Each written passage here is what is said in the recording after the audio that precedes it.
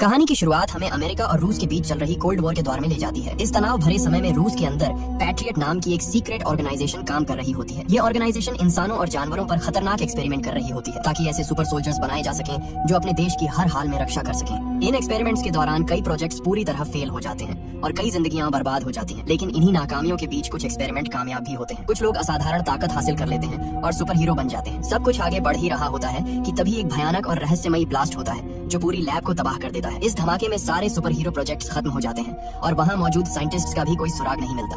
वहीं दूसरी ओर अब हम देखते हैं कि रूस अपने एआई रोबोट्स की टेस्टिंग कर रहा होता है। इस टेस्टिंग एरिया में आर्मी के टैंक्स और हेलीकॉप्टर्स भी मौजूद होते हैं। सब कुछ सामान्य चल रहा होता है कि अचानक एआई रोबोट्स अपने ही टैंक्स और हेलीकॉप्टर्स पर हमला कर देते हैं। भारी तबाही मच जाती है। आर्मी उन्हें रोकने की पूरी कोशिश करती है लेकिन नाकाम रहती है। एआई रोबोट्स वहाँ मौजूद सभी आर्मी व्हीकल्स को नष्ट कर देते हैं और टेस्टिंग करा रहे आर्मी ऑफिसर्स और टेक्नीशियंस को भी मार देते हैं। इस घटना के बाद हम डॉक्टर एवलगस को देखते हैं जो पहले पैट्रियट ऑर्गेनाइजेशन के एक साइंटिस्ट थे। अब उन्होंने खुद पर एक्सपेरिमेंट करके अपने आप को एक साइबॉर्ग में बदल लिया है। उनकी सबसे खतरनाक ताकत यह है कि वह मशीनों को अपने दिमाग से कंट्रोल कर सकते हैं। इन्हीं शक्तियों का इस्तेमाल करके डॉक्टर एवलगस इन एआई रोबोट्स को कंट्रोल करता है और यह पूरा हमला करवाता है। इसके बाद डॉक्टर एवलगस सभी एआई रोबोट्स को अपने साथ लेकर वहाँ से चला जाता है। इसके बाद हमें मिनिस्ट्री ऑफ डिफेंस में मेजर जनरल निकोलाई को दिखाया जाता है जिन्होंने इस पूरे हादसे से जुड़ी जानकारी को लेकर एक इमरजेंसी मीटिंग बुलाई होती है। मीटिंग के दौरान मेजर निकोलाई बताते हैं कि सन 1940 में डॉक्टर एवलगस पैट्रियट ऑर्गेनाइजेशन के टेक्निकल डिपार्टमेंट के हेड हुआ करते थे। उस समय एवलगस मॉडल 1 नाम के एक प्रोजेक्ट पर काम कर रहे थे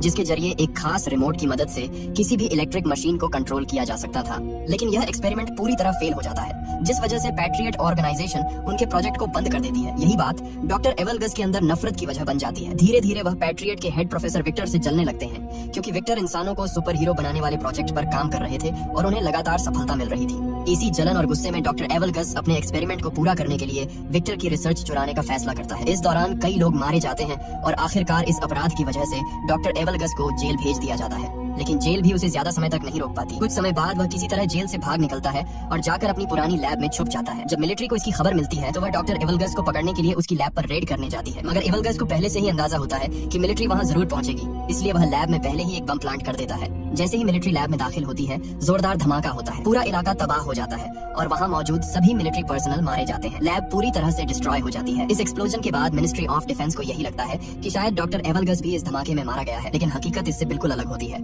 डॉक्टर एवलगस किसी तरह जिंदा बच जाता है। इतना ही नहीं, इस धमाके से निकले खतरनाक केमिकल्स उसके शरीर को पूरी तरह बदल देते हैं। इसी के बाद डॉक्टर एवलगस खुद पर आखिरी और सबसे खतरनाक एक्सपेरिमेंट करता है और खुद को एक साइबॉर्ग में बदल लेता है। अब मिनिस्ट्री ऑफ डिफेंस एक बड़ा फैसला लेती है। वे उन सुपर हीरोज को ढूंढने का निर्णय लेते हैं जो पहले डॉक्टर एवलगस के एक्सपेरिमेंट्स से बनाए गए थे ताकि उन्हीं की मदद से डॉक्टर एवलगस को रोका जा सके। वहीं दूसरी ओर हम डॉक्टर एवलगस को देखते हैं जो अलग अलग जगहों से मिलिट्री व्हीकल्स और इक्विपमेंट्स चुरा रहा होता है। इसी बीच मीटिंग खत्म होने के बाद ministry of defence secret organisation patriot को दोबारा से एक्टिव करने का फैसला लेती है। इस बार पैट्रियट की कमान मेजर एलिना लेरिना को सौंपी जाती है। मेजर एलिना अपनी टीम बनाती है और सुपर हीरोज को ढूंढने का मिशन शुरू करती है जिसे नाम दिया जाता है गार्डियंस। थोड़ी रिसर्च के बाद टीम को सुपर हीरोज की लोकेशंस का पता चल जाता है जिसके बाद मिलिट्री उन्हें खोजने के लिए निकलती है। सबसे पहले वे लर नाम के सुपर हीरो तक पहुंचते हैं जो आर्मेनिया के एक पुराने टेंपल में रहता होता है। अब वह दुनिया से कट चुका होता है और एक सन्यासी की तरह जिंदगी जी रहा होता है। मेजर एलिना वहां पहुंचकर उससे बात करती है और उसे पैट्रियट प्रोजेक्ट में वापस आने के लिए कहती है, लेकिन लर साफ मना कर देता है। गुस्से और दर्द के साथ वह अपनी ताकत दिखाता है और वहाँ पड़े भारी पत्थरों को हवा में उड़ा देता है जिससे माहौल एक बार फिर तनाव से भर जाता है। मगर जब एलिना लर को डॉक्टर एवलगस्ट और हाल ही में मिलिट्री ट्रेनिंग बेस पर हुए हमले के बारे में बताती है तो लर का रवैया बदल जाता है। डॉक्टर एवलगस्ट का नाम सुनते ही उसके चेहरे पर गुस्सा साफ नजर आने लगता है। आखिरकार वह पैट्रियट प्रोजेक्ट में काम करने के लिए मान जाता है क्योंकि अब वह डॉक्टर एवलगस्ट से बदला लेना चाहता होता है। इसके बाद हम खान नाम के एक और सुपर हीरो को देखते हैं। कुछ एजेंट्स उस पर अपनी कारों से हमला कर रहे होते हैं लेकिन खान के पास सुपर स्पीड और घातक सुपर ब्लेड्स की ताकत होती है। वह पलक झपकते ही उन कारों के बीच पहुंच जाता है और अपनी ब्लेड से कारों को बीच से काट देता है। कुछ ही पलों में सभी एजेंट्स मारे जाते हैं। इसके बाद खान सामने खड़े लर को देखता है। लर उसे डॉक्टर एवलगस्ट से बदला लेने के लिए अपने साथ चलने को कहता है। खान एक पल सोचता है और फिर बिना कुछ कहे उसके साथ जाने के लिए तैयार हो जाता है। दूसरी ओर कहानी हमें साइबेरिया ले जाती है जहां मिलिट्री तीसरे सुपर हीरो को ढूंढने पहुंची होती है। यह सुपर हीरो आर्सस होता है जो एक अबैंडन्ड केबिन में रह रहा होता है। जैसे ही आर्सस मिलिट्री को देखता है वह अपने बीस्ट फॉर्म में बदल जाता है। उसका रूप एक खतरनाक जानवर जैसा हो जाता है। आर्सस मिलिट्री पर हमला कर देता है और उन्हें मारना शुरू कर देता है। इसी दौरान उसकी नजर खान और लर पर पड़ती है। जब उसे पता चलता है कि वे दोनों डॉक्टर एवलगस्ट से बदला लेना चाहते हैं तो आर्सस भी उनके साथ जाने के लिए मान जाता है। अब कहानी आगे बढ़ती है और हमें मॉस्को में एक सर्कस शो दिखाया जाता है। यहाँ जिनिया नाम की एक लड़की अपनी परफॉर्मेंस कर रही होती है। वह एक बड़े पूल में छलांग लगाती है और पानी में कूदते ही गायब हो जाती है। दरअसल जिनिया के पास पानी में गायब होने की सुपर पावर्स होती है। शो खत्म होने के बाद जिनिया अपने ड्रेसिंग रूम में होती है, तभी अचानक वहाँ खान आ जाता है। खान को देखते ही जिनिया चौंक जाती है और उस पर हमला कर देती है। खान अपनी सुपर स्पीड का इस्तेमाल करके उससे दूर जाकर खड़ा हो जाता है और उसे समझाने की कोशिश करता है कि वे दोस्त हैं, लेकिन जिनिया उसकी बात नहीं सुनती और दोबारा उस पर हमला कर देती है। तभी वहाँ लर आ जाता है। जिनिया उससे भी फाइट करने लगती है, लेकिन लर उसे हरा देता है। इसके बाद वहाँ आर्सस आता है। वह जिनिया को बताता है कि सुपर पावर्स की वजह से हम सभी अब तक जवान हैं। 40 साल बीत चुके हैं, लेकिन आज भी हमारी उम्र वही की वही है। आर्सस यह भी कहता है कि जिसने हमें ऐसा बनाया है, अगर तुम भी उससे बदला लेना चाहती हो तो तुम हमारे साथ आ सकती हो। इसके बाद सभी लोग हेडक्वार्टर पहुंच जाते हैं। वहाँ जिनिया उन्हें बताती है कि उसे सिर्फ सन 1978 तक की ही मेमोरी याद है। उसके बाद का सब कुछ उसके दिमाग से मिट चुका है। वह बताती है कि डॉक्टर्स ने उसे शिवास्तुपुल के पास पाया था, लेकिन कोई भी उसकी पहचान नहीं कर सका। उसके हाथ में पहनी एक रिंग से ही उसका नाम पता चला था। डॉक्टर्स ने उससे कहा था कि वक्त के साथ उसकी याददाश्त वापस आ सकती है, लेकिन अब तक ऐसा नहीं हुआ है। जिनिया यह भी बताती है कि उसकी उम्र न बढ़ने की वजह से उसे जिंदगी में कई मुश्किलों का सामना करना पड़ा है। उसे बार बार अपनी लोकेशन बदलनी पड़ी ताकि लोग उस पर शक न करें और वह लोगों की नजरों से दूर रह सके। इसके बाद जिनिया अपनी पावर्स के बारे में बताती है। वह पानी में गायब हो सकती है और हालात के हिसाब से अपने शरीर का टेम्परेचर भी बदल सकती है। उनकी बातचीत अभी चल ही रही होती है कि तभी एलेना की टीम का एक मेंबर वहाँ आता है और बताता है कि उन्होंने डॉक्टर एवगस्ट की लोकेशन ट्रेस कर ली है। डॉक्टर एवगस्ट एक जंक यार्ड में मौजूद है, जिसे वह अपने कमांड सेंटर की तरह इस्तेमाल कर रहा है। ये खबर सुनते ही सभी सुपर हीरो जंक यार्ड पहुंच जाते हैं। वहाँ तेज बारिश शुरू हो जाती है। बारिश का फायदा उठाकर जिनिया पानी में गायब हो जाती है और बिना डरे आगे बढ़ने लगती है। वहीं बाकी चारों अलग अलग दिशाओं में बढ़कर डॉक्टर एवगस्ट को ढूंढने लगते हैं। इसी बीच अचानक हेडक्वार्टर से उनका सिग्नल टूट जाता है।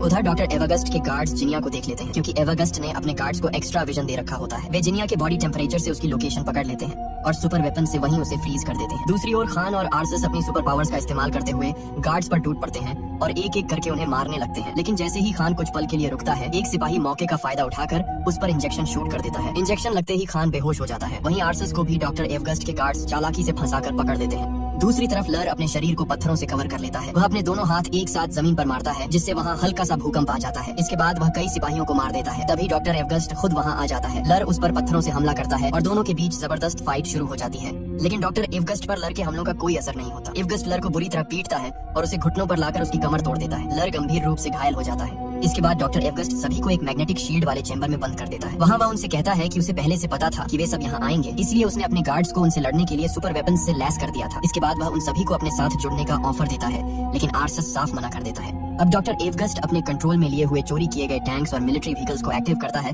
और शहर पर हमला कर देता है, जिसमें बड़ी संख्या में लोगों की जान चली जाती है। इसके बाद हमें न्यूज दिखाई जाती है, जिसमें बताया जाता है कि मिलिट्री टैंक्स चोरी हो चुके हैं और एक अनजान दुश्मन अपनी आर्मी के साथ मॉस्को की तरफ बढ़ रहा है। हालात लगातार बिगड़ते जा रहे होते हैं। इसी बीच हम डॉक्टर एवगस्ट और मेजर जनरल निकोलाई को एक साथ देखते हैं। यहीं पर यह बड़ा खुलासा होता है कि मेजर निकोलाई ने ही डॉक्टर एवगस्ट के साथ एक सीक्रेट डील की थी। डील ये थी कि अगर मेजर निकोलाई सारे सुपर हीरोज को एवगस्ट के हवाले कर देगा तो एवगस्ट किसी भी चीज को अपने कंट्रोल में नहीं लेगा। लेकिन डॉक्टर एवगस्ट मेजर निकोलाई की बात नहीं मानता। वह अपनी असली मंशा दिखाते हुए मेजर निकोलाई को बेरहमी से मार देता है। असल में डॉक्टर एवगस्ट का मकसद सिर्फ बदला नहीं, बल्कि पूरी दुनिया को अपने कंट्रोल में लेना होता है। इसके लिए वह एक विशाल टावर को उखाड़कर हेलीकॉप्टर्स की मदद से फेडरेशन टावर के पास ले जाता है। उसका प्लान दोनों टावर्स को आपस में जोड़कर रशियन सैटेलाइट को सिग्नल भेजना होता है। जैसे ही यह सिस्टम एक्टिव होगा, सारी सैटेलाइट्स उसके कंट्रोल में आ जाएंगी और फिर दुनिया की कोई भी मशीन उससे बच नहीं पाएगी।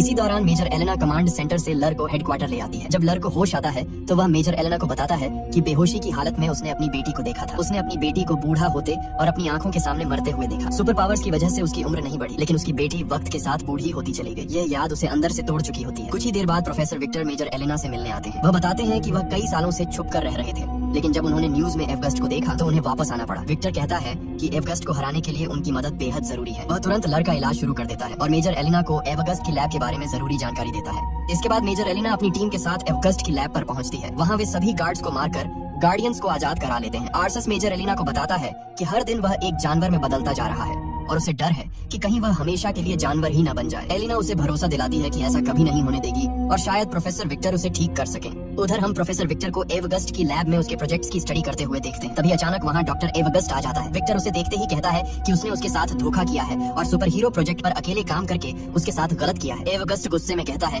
कि अब वह पूरी दुनिया को बताएगा कि असली जीनियस कौन है। यह कहकर वह वहाँ जहरीली गैस छोड़ देता है और चला जाता है, जिससे विक्टर बेहोश हो जाता है। इसके बाद डॉक्टर एवगस्ट दोनों टावर्स को जोड़कर स्पेस ट्रांसमीटर को सेट करता है। जैसे ही वह सिस्टम को एक्टिव करता है, मेजर एलिना और उसकी टीम को इसकी जानकारी मिल जाती है। मेजर एलिना तुरंत फाइटर जेट्स को डॉक्टर एवगस्ट पर हमला करने का आदेश देती है, लेकिन डॉक्टर एवगस्ट अपनी रोबोट आर्मी की मदद से सभी फाइटर जेट्स को तबाह कर देता है। दूसरी ओर हम एक ऊंची बिल्डिंग पर खान और एलेना को खड़े हुए देखते हैं। खान एलेना को बताता है कि एक फाइट के दौरान अपने भाई को हराने की कोशिश में वह अपनी सुपर पावर्स पर काबू नहीं रख पाया और गलती से अपने ही भाई को मार बैठा। यह बात आज भी उसे अंदर से खाई जा रही होती है। इसके बाद एलिना हेडक्वार्टर में सभी को बताती है कि उसने उन सभी के लिए खास सुपर सूट्स और वेपन्स तैयार किए हैं जो उनकी सुपर पावर्स को और भी ज्यादा बढ़ा देंगे। वह सबसे पहले आर्सस को एक ऑटोमेटिक कैनन देती है जो उसके नर्वस सिस्टम से कनेक्ट होगी और जहाँ भी आर्सस फोकस करेगा वहीं पर फायर करेगी। जिनिया को एक ऐसा सूट दिया जाता है जिससे वह कभी भी गायब हो सकती है। अब उसे गायब होने के लिए पानी की जरूरत नहीं होगी और वह जिस चीज को छुएगी वह चीज भी उसके साथ गायब हो जाएगी। वहीं लर के सूट में खास स्टोन्स लगे होते हैं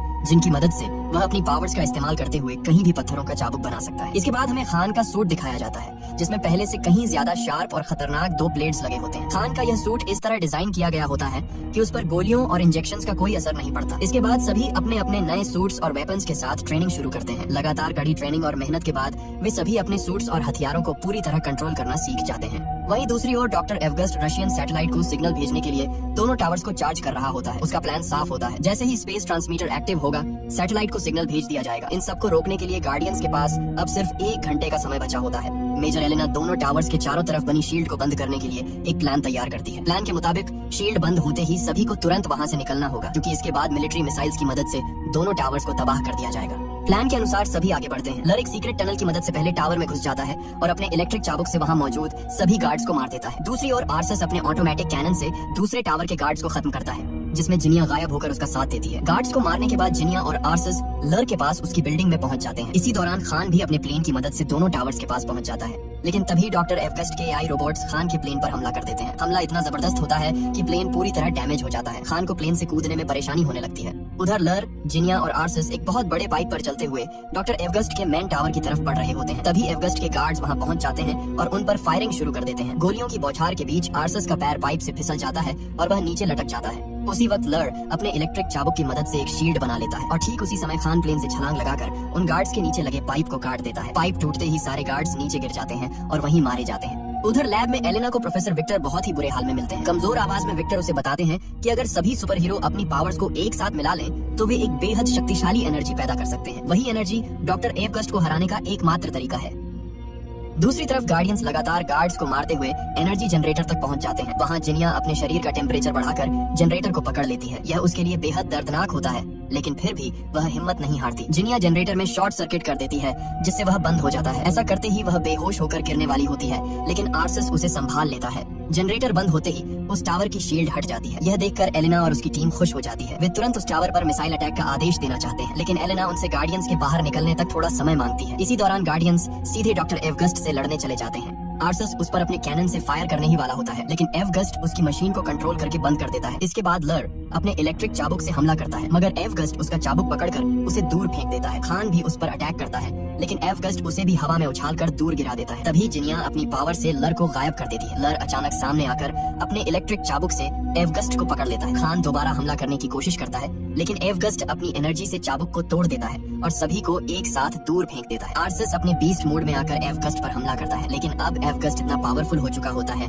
कि वह एक ही मुक्के में आर्सस को नीचे गिरा देता है। इसी बीच खान की नजर ऊपर उड़ रहे एक प्लेन पर पड़ती है। वह अपने दोनों ब्लेड्स को रस्सी से जोड़कर प्लेन पर फेंकता है और उसी के सहारे उड़ते हुए आगे बढ़ने लगता है। तभी मिलिट्री दोनों टावर्स पर मिसाइल लॉन्च कर देती है, लेकिन टावर्स तक पहुंचने से पहले ही एवगस्ट उन्हें कंट्रोल करके आसमान में ही नष्ट कर देता है। इसके बाद एवगस्ट उस प्लेन को भी अपने कंट्रोल में ले लेता है और उसे नीचे गिराने ही वाला होता है। तभी खान रस्सी काट देता है और सभी नीचे नदी में गिर जाते हैं। वहाँ मेजर एलेना उन्हें वही बात बताती है जो विक्टर ने कही थी। अगर वे सभी अपनी पावर्स को एक साथ मिला लें तो वे इतनी ज्यादा एनर्जी बना सकते हैं जो डॉक्टर एवगस्ट को हरा सकती है। गार्डियंस ऐसा ही करते हैं और अपनी सारी पावर्स लर को ट्रांसफर कर देते हैं। लर के अंदर इतनी जबरदस्त एनर्जी जमा हो जाती है कि जब वह उसे टावर्स की तरफ छोड़ता है तो वहाँ एक भयानक ब्लास्ट होता है। दोनों टावर्स पूरी तरह तबाह हो जाते हैं और डॉक्टर एवगस्ट भी मारा जाता है। इसके बाद न्यूज में दिखाया जाता है कि मॉस्को को मिलिट्री ने एक अनजान दुश्मन से बचा लिया है। असल में गार्डियंस की पहचान अभी तक पब्लिक नहीं की गई होती है। सब कुछ खत्म होने के बाद एलिना सभी गार्डियंस को धन्यवाद कहती है। इसी हादसे के बाद जिनिया की याददाश्त भी वापस आ जाती है। अब सभी वहाँ से जाने लगते हैं, लेकिन तभी मेजर एलिना उन्हें बताती है कि बाकी के गार्डियंस भी मिल गए हैं और इसी के साथ ये फिल्म यहीं पर खत्म हो जाती है। हम उम्मीद करते हैं कि आपको यह सुपर हीरो फैंटेसी मूवी पसंद आई होगी। बाकी अगर आप ऐसी और मूवीज देखना चाहते हैं तो कमेंट बॉक्स में उनके नाम जरूर सजेस्ट करें। हम कोशिश करेंगे कि उनमें से बेस्ट मूवीज को चुनकर जल्दी वीडियो बनाएं। फिलहाल आज के वीडियो में बस इतना ही, लेकिन हम फिर जरूर मिलेंगे एक नई और इंटरेस्टिंग कहानी के साथ। तब तक के लिए धन्यवाद।